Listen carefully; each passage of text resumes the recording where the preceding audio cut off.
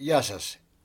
Εδώ έχουμε φτιάξει ένα ψητό του Βασίλη με πέρκα, μαζί με πατάτες, φασολάκια, μπάμιες και αρακά. Όλα μαζί είναι ανακατεμένα, βέβαια αυτά είναι ξεχωριστά τα ζαρζαβατικά για να μπορούμε να τα βγάλουμε στα πιο άρτια. Έχουμε βάλει το ψάρι κομμένο επάνω επιφανειακά από τις πατάτες για να μπορεί να πάρει τη γεύση. Έχω προσθέσει αλάτι, μουστάρδα, ρίγανη, πιπέρι, αλάτι, ελαιόλαδο, παρθένο ελαιόλαδο, πάντα βάζουμε και να είναι και ελληνικό. Τα έχω ανακατέψει καλά αυτά να πάνε παντού και τα έχω ανακατέψει μέσω στο ταψί, όχι σε ένα μπολάκι ξεχωριστά, για να μην είναι ουσίες μέσω στο ταψί.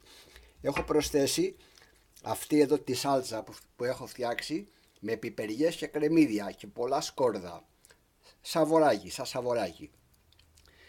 Και τα βάζω γύρω γύρω επάνω στο ψητό μας.